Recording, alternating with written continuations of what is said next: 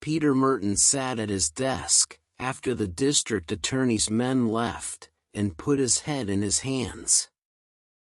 He was still sitting that way, when Miss Irene Simmons came in. "Here's the rest of the morning's mail, Mr. Merton," she said. Merton didn't even look up. He was a young, good-looking man in his late 20s, the type known as a rising young executive. Possibly because that's exactly what he was. But he did not look young this morning. His interview with the DA had added years to his appearance. He felt old and haggard. "Just put them on the desk," he said. His voice sounded tired. She put the letters on the desk, but when she didn't leave immediately, Peter Merton looked up. Irene Simmons was an average-sized girl, with golden brown hair, large blue eyes, a full red mouth, and a lush figure. She looked as though she ought to be working as a bathing suit model, instead of as the private secretary to a vice president of Crabtree and Company. "Does it look pretty bad, Mr. Merton?" she asked. "It looks horrible," he said bleakly. DA said that since it had been, for days since Quiggs escaped, the money would probably have reached South America by now. He put his hand over his eyes. "If only I hadn't been such a fool. Why did I put the money in my office safe, instead of in the company vault? $50,000. The insurance company won't pay, because the policy says that cash has to be kept in the vault. But how was I to know that Quiggs would come sneaking in here during Christmas vacation and take it out of my safe? He's been working for the company for years. Who would have thought it? Frankly, Mr. Merton, I think he was jealous, because you were made a vice president instead of him," Irene said firmly. "I think he wanted to ruin you." "Well, he certainly has," Peter said sadly. "Old man Crabtree says that putting the money in my safe was criminal negligence. He says he wants me to pay it back, or he'll see that I'm blackballed by every company in the business after he fires me. I'm very sorry, Mr. Merton. I'm sure you'll think of something. The police may catch him, after all." "Thank you, Miss Simmons." "I hope so," Peter said. But his voice didn't hold much hope. As the girl left the room, Peter absently watched the swaying of her hips as she walked, but he was too upset to appreciate the view fully. He had a serious problem to consider. He thought over what she had said. So Quiggs had been jealous, eh? That probably explained the fact that he had left a $5 bill in the safe. With his odd sense of humor, Quiggs had probably thought it very funny to leave a $5 note in place of the $50,000 he had taken. There was no doubt that it was Quiggs. The police were certain of the guilty person. Quiggs had been seen coming into the office on the Thursday night before Christmas vacation and had left only half an hour later. He had evidently taken the money out and replaced it with a bundle of wrapped paper. Some hours later, he had checked out of his apartment and all trace of his had been lost. Peter looks at the Watteau print hiding the heavy steel door of the wall safe $5 lay behind it, all that was left out of 50,000. He got up, walked over to the safe, twisted the combination, and pulled the door open. He reached in, took out the bill, and looked at it. And looked again, with wide eyes. Because it wasn't a $5 bill at all. It was a thin sheet of paper like plastic, folded up to about the same size as a banknote. Puzzled, Peter looked into the safe again. Nothing. He thrust his hand in and felt around. Still nothing. Except for the sheet of stuff he held in his hand, the safe was as empty as a church on Monday. Unfolding the folded sheet, Peter saw that it was covered with print. The characters were oddly shaped, and the phrasing was strange, but it was unmistakably English. Peter Merton sat on the edge of his desk and began to read. Honorable Mr., Miss, or Mrs. To whoever you are, in the 20th century, we of the 30th century, send greetings. We hope this letter is understandable. Our knowledge of the language, of English, is maybe not as good as might be. Our study of your time is somewhat hampered by the lack of records, and that is why we have contacted you. For the time transfer field to work, it must be completely surrounded by thick metal. Additionally, a piece of similar material must be in place so that the transfer can be performed according to the Voorish equations. If you would like to cooperate in this history-finding venture, please place a note to this metal box of yours. Rollath Guelph, Terrestrial Bureau of Historical Investigation. Peter frowned and read the thing again.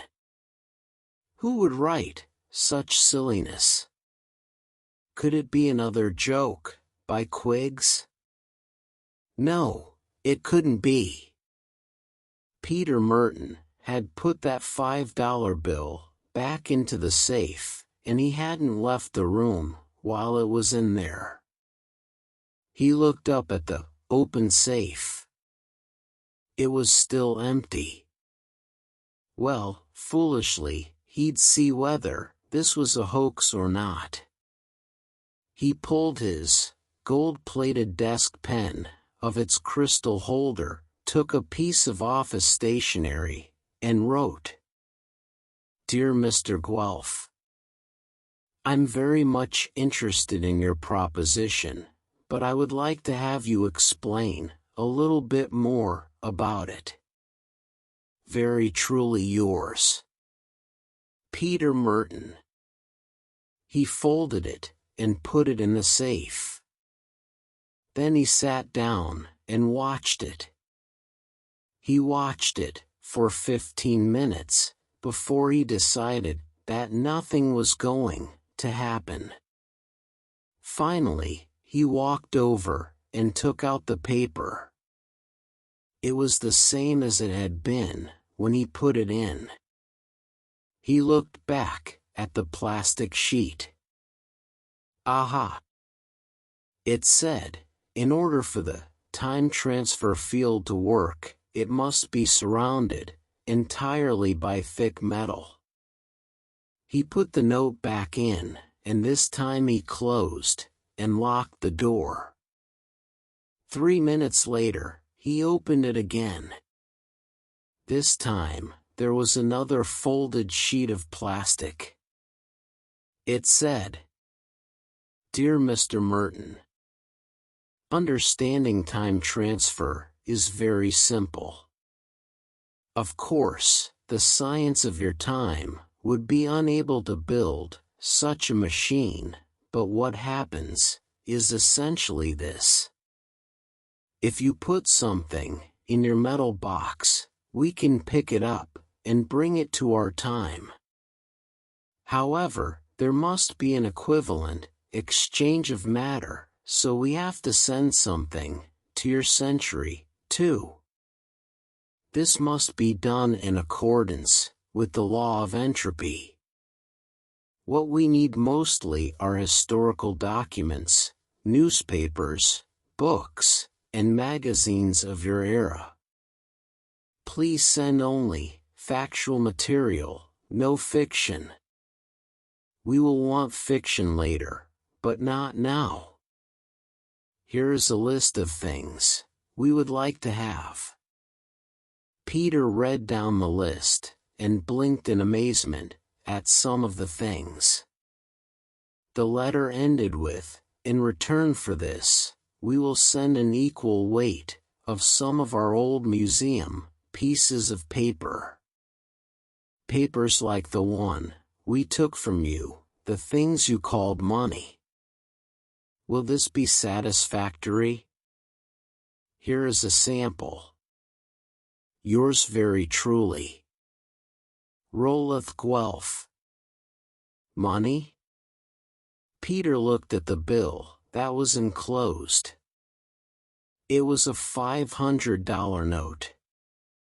And they said they would exchange, pound for pound. That meant that for 1 pound of old newspapers, he would get 1 pound of banknotes. It sounded screwy, but Peter Merton was not a man to argue. If it worked, fine. If it didn't, what could he lose? Peter jammed his hat on his head, folded the list, and put $500 in his pocket and strode out the door. He stopped in the outer office, at the desk of Miss Simmons, who was typing up some letters. "Come along, Miss Simmons," he said. "Get your hat. We have some things to do." Miss Simmons looked startled, but she did as she was bid. 15 minutes later, they were in a second-hand bookshop on 6th Avenue. Peter looked at the list, in the dim light. "I want The Story of English by Mario Pei," he said to the proprietor, "and The Story of Language, by the same author. Give me a copy of the Memoirs of Winston Churchill." He went on like that for several minutes, and the pile of books in front of him began to grow. Then he browsed through the magazine section, looking for back issues of Life, Time, and Scientific American. He told Miss Simmons to get a taxi, and they began loading the stuff in the back seat. Then they drove to the New York Times building and got back issues of the past year. With all this loot, they drove back to the offices of Crabely and Company. It was during the ride back that Peter wondered whether it was possible that the people of the future had stolen the money that Quiggs had been blamed for and replaced it with a bundle of paper. But he shook his head. It couldn't be. The bundle had been made of cut-up newspapers, and besides, they had Quiggs' fingerprints all over them. Miss Simmons helped him get the stuff into his office, and then she said, "Mr. Merton, I don't like to butt into your business, but may I ask what all this literature is for?" Grinning happily, Peter Merton swore the girl to secrecy, then he told her what had happened. As he finished the story, Miss Simmons began to edge slowly toward the door. "And so, I had to get these books and things. They're evidently doing research into history. These are books they've lost, somehow. Imagine what it would be like if our historians could get copies of the books that were burned at the Library of Alexandria. And, just a minute. Where are you going, Miss Simmons? Miss Simmons smiled, a sickly smile. Oh, nowhere. Are you sure you feel all right, Mr. Merton? Do you feel? Peter looked blank. Oh. I see. You think I've gone off my rocker. Well, we'll see. Maybe I have, but I don't think so. Look, I'll prove it to you. He scribbled a note to Rolith Guelph and put it inside the safe with a couple of the books. Then he closed the safe. He waited 3 minutes and opened it again. Irene Simmons' eyes opened wide in astonishment, and her mouth formed a crimson O.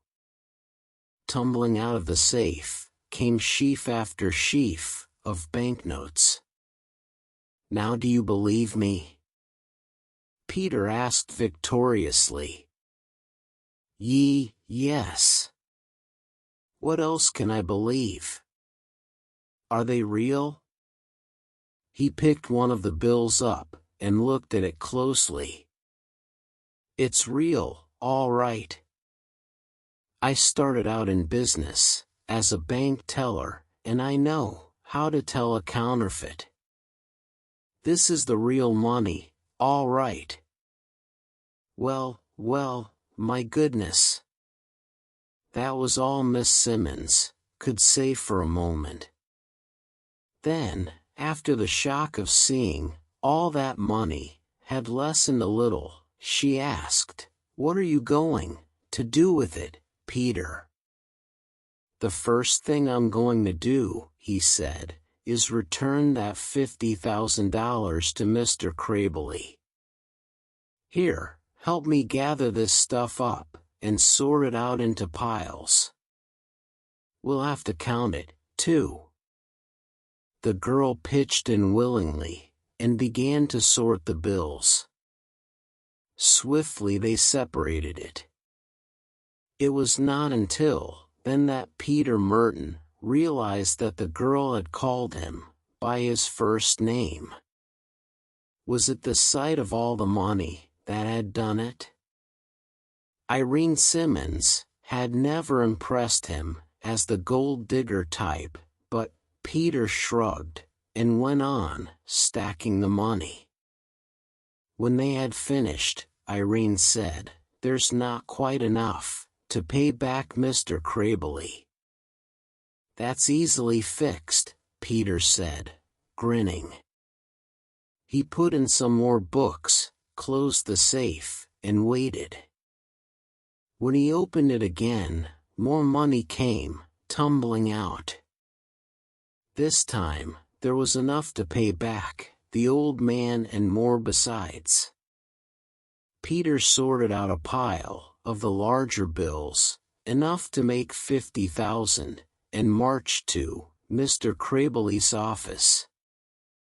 The engraving on the door said, J. Crabley President. He said respectfully, and then a voice said, "Come in." Peter did exactly that. Old man Crabley looked just like his name. He was a small, wizened, crab-faced man with yellowed skin and a totally bald head. "Well, sir. What is it this time?" he crackled. Peter began pulling the money out of the briefcase he had packed it in order to carry it to the old man's office. "I brought you the money, sir," Peter said. "You'll find it all there, $50,000. The old man's eyes lit up with pleasure. Peter could almost see the green glow of money in them. "Excellent," said Mr. Crabley. "So the police caught the thief, hey? He'll get 20 years jail for this." "No, sir," Peter replied. "They haven't caught Quiggs yet, and they haven't found the money. This is out of my savings." The old man's crooked eyebrows raised. "Indeed? Savings? I didn't know you actually had that much." Well. He rubbed his hands together and frowned. "Well, this is really quite handsome of you, young man. You have more brains than I credited you with." He took out a letter opener and toyed with it. Finally, he said, "Peter, my boy, I'll tell you. I really didn't mean that you should do this. I was simply trying to throw a scare into you. I'll tell you what I'm going to do, my boy. I'm going to place this to your account with the firm. Henceforth, you are a junior partner of Crabley and Company, to the tune of $50,000. In addition, I'll have Mr. Twythe, the firm's lawyer, draw up a paper which will give you all rights to have whatever money is recovered from Quiggs by the police." Peter started to say something, but old man Crabley just patted the air with a hand. "Tut, tut, my boy, think nothing of it. Any young man who can save a sum like that at your age deserves extra consideration. I have always admired a man who can make money." Peter thanked Mr. Crabley as best he could, and then he strolled back to his office, feeling a rosy glow. During the following 2 weeks, Peter Merton's personal fortune grew by leaps and bounds. Most of the cash he kept in a trunk of his apartment. He knew that people would start to ask questions if he put too much of it in the bank at once. But he did put considerable sums in the bank, nonetheless. The savings account was practically forced on him by Irene Simmons. She insisted that, even if he did have money in his trunk, it was conceivable that someone might steal it. Meanwhile, he bought a new Cadillac, several tailor-made suits, at $250 per, a fur coat for Irene, and had his apartment completely redecorated, with built-in bar complete. He became quite friendly with Irene Simmons, but he was convinced that the girl liked him simply because he had plenty of money. That didn't bother him too much. She was a beautiful girl, and Peter Merton had always had an eye for beauty. It was in the middle of the 3rd week that things began to change. The first thing that happened was a note from Peter's Futurian correspondent, Roloff Guelph. "Dear Mr. Merton," it read. "You have been most cooperative in this research, and we appreciate it greatly. Your books have been very welcome, and have strengthened our knowledge of your times and language tremendously. Now, however, we would like a few artifacts of your civilization. Would you please send us samples of your clothing, both men's and women's styles? We would also appreciate various other things such as. And here there followed another long list, similar to the one he had received before, except that it called for various manufactured objects. The letter was signed, as usual, very truly yours, Roloff Guelph. Well, what do you think of that? Peter said, after reading it. Irene read it and said, I have a dress, I can send him, and you can send him one of your suits. Peter nodded. We'll have to buy some of these other things, though. An hour later, Peter stuffed a suit into the wall safe and closed the door.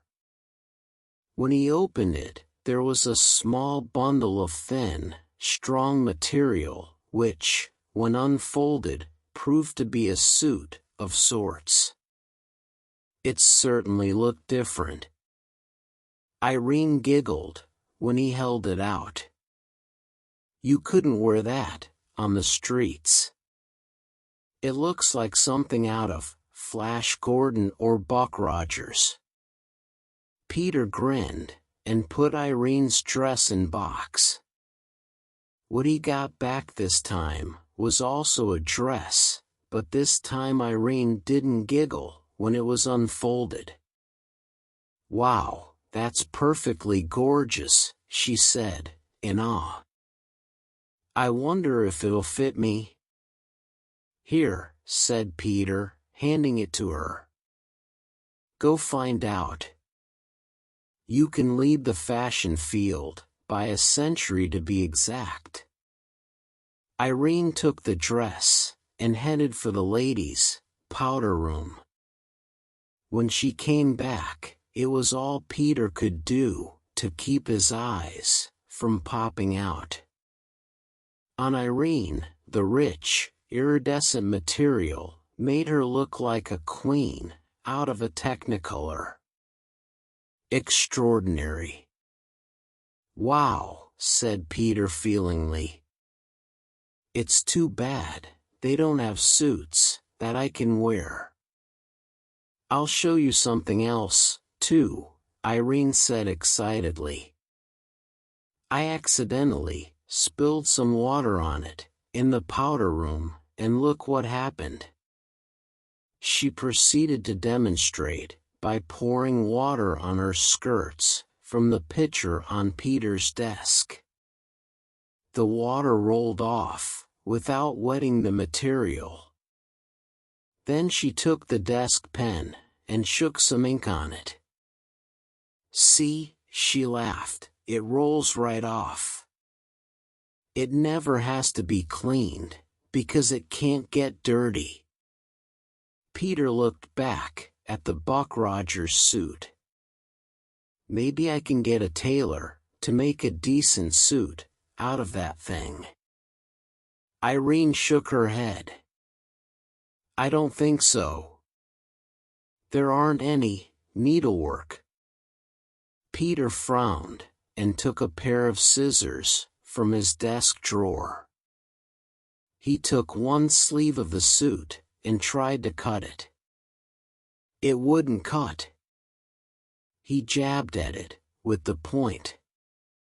The suit stubbornly refused to cut, snag, or tear. I wonder, he then said thoughtfully, if this Roloff Guelph would have a suit made for me, the one that I could wear. He scribbled out a note and put it in with the next batch of stuff. The reply came back almost immediately. I can't promise anything, Mr. Merton, but I'll see what I can do. R.G. Well, that's that, sighed Peter. I'll just have to wait. Another week passed, and Peter got no word from Roloff Guelph. He did, however, get word from another group of men. He was sitting comfortably in his office, pondering on what to do, with all his money, when the intercom on his desk buzzed. "There are some gentlemen, from the Treasury Department, to see you, Mr. Merton," said Irene's voice. She sounded scared. "Send them in," Peter said. Come to think of it, he felt a little uneasy, himself.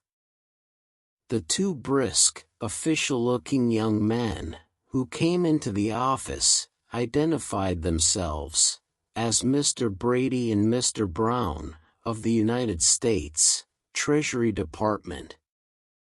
They wasted no time in getting down to business.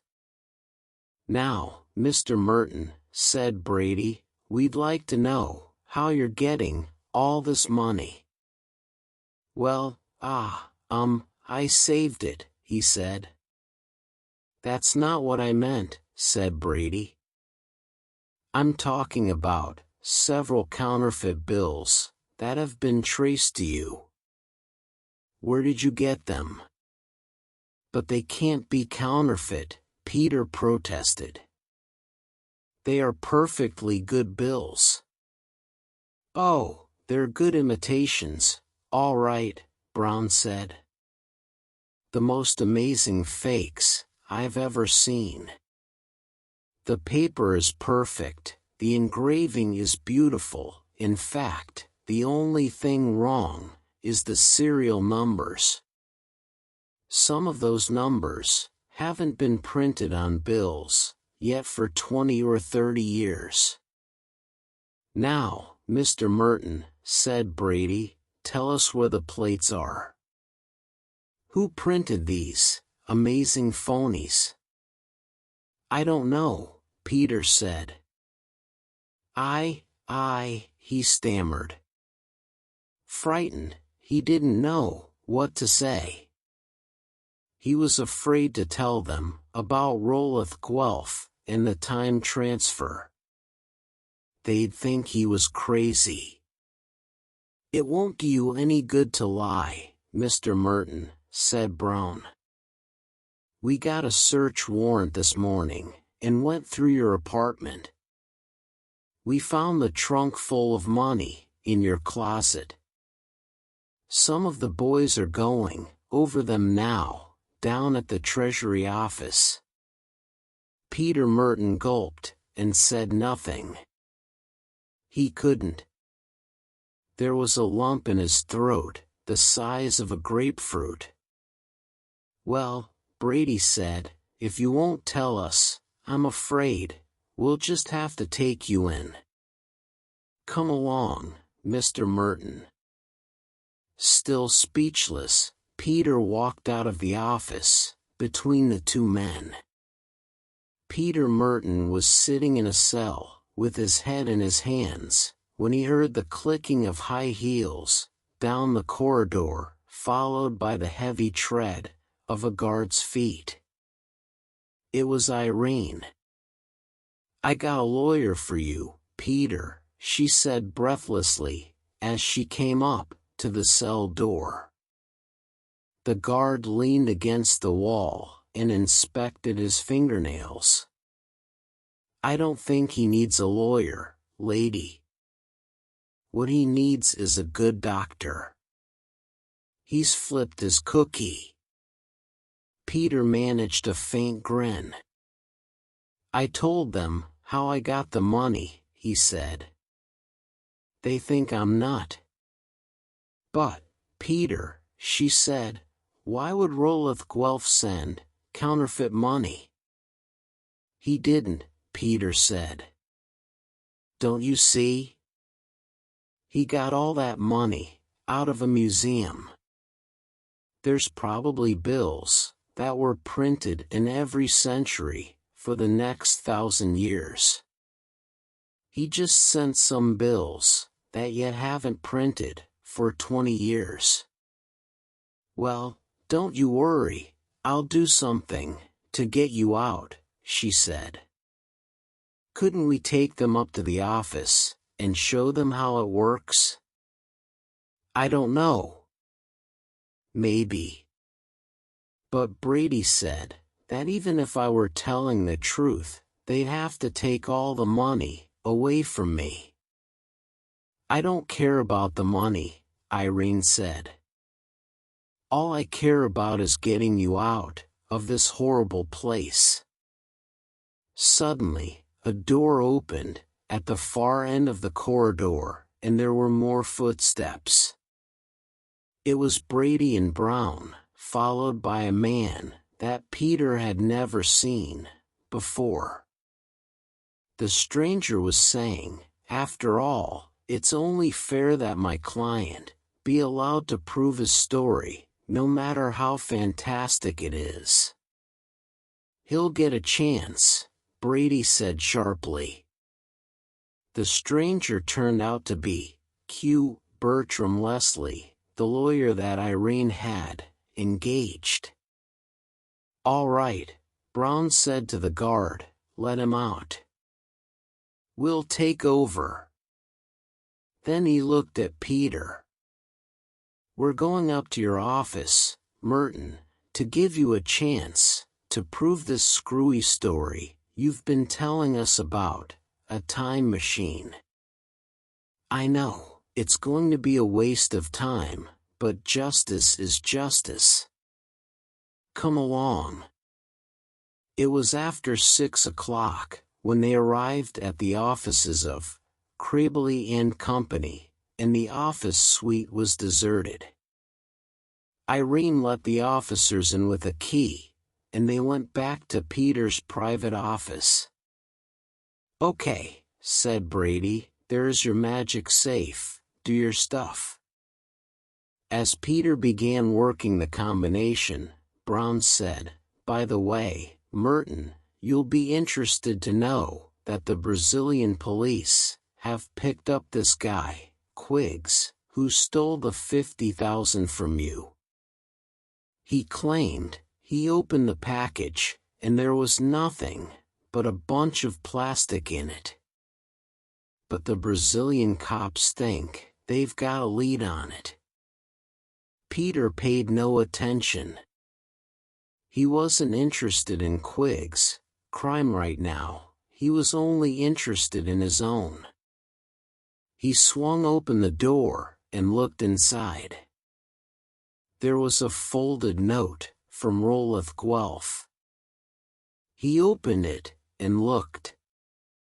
"Oh, no," he said weakly. He sat down in a chair. Brady took the note from his hand and read.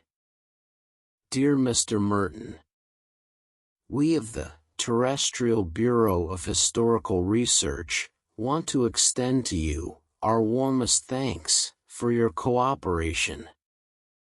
We now have most of the information we want about your era. With the valuable information you have given us, we will be able to do a great deal research and will have much better success in pinpointing our future contacts.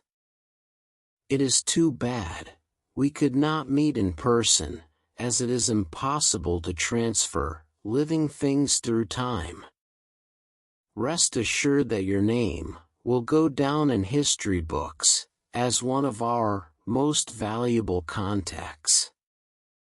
The transfer field will be shut off as soon as you receive this note. Naturally, a reversal of transfer will occur. With our warmest wishes. Roeleth Guelph." Brady looked at Peter with what might be described as justice eyes. He said, "Did you think this would get you off the hook? How stupid do you think we are? Phony bills, a phony story, phony letter, Merton, you're just plain phony, all the way through. Come on along, it's back to the Huskow for you." And this time, it's hard to say what Brady might have suggested to Peter to try, because he never finished the sentence. He was stopped by a sudden rumbling sound, which reminded him of a broken steam pipe. Suddenly, the air was filled with books, magazines, papers, clothes, shoes, ashtrays, cigarettes, pencils, pens, candy, sandwiches and thousands of other things, all flowing out of the safe, like water coming out, to hose the fire. Irene gasped, as her dress was snatched back into the other world. Amid the confusion, Peter saw Irene, running for the door, clad only in the sheerest of bra and panties. "Where's Brady?" shouted Brown. "Why did that girl run off? What happened?" "I'm not sure what happened," Peter said, "but Irene had a perfectly good reason for running off. And as for Brady..." He pointed toward the tremendous heap of stuff on the floor. Irene sipped at her coffee, while Peter, sitting across the cafe table, explained to her. "Of course, they didn't have a case against me without evidence, and when all the money vanished, they had no evidence. So they had to let me go. But I don't see exactly why the things vanished," Irene said. "What happened to my beautiful dress?" "That was terribly embarrassing. But very beautiful," Peter thought. "Well, as near as I can figure out, this time transfer business only works so long as the time field is working. As soon as they shut it off, everything went back to its proper time. All the things we gave them came back to us, and all the money, and your dress, and the other gadgets we got, went back to the 30th century, where they belonged." "It's a shame, in a way," Irene said. "We could have used that trunk full of money to get married on." Peter's grin broadened. "Don't worry about that. Remember, old man Crabely gave me the right to keep any money that was recovered from Quiggs. Did you get it?" Irene asked excitedly. "Did Quiggs tell where he hid it?" Peter shook his head. "Nope. He didn't steal it. I found the money in that pile of stuff in my office." Apparently, Roloff Guelph was trying out his machine, and he took a bundle of 20th century money from the safe and replaced it with another bundle of his weird plastic paper 30th century money. And when Quiggs quietly entered, he stole plastic money from the 30th century. After reaching Brazil, he opened the package and found there was nothing in it. $50,000, Irene said dreamily. "Well, that ought to be enough to start on, anyway." The end.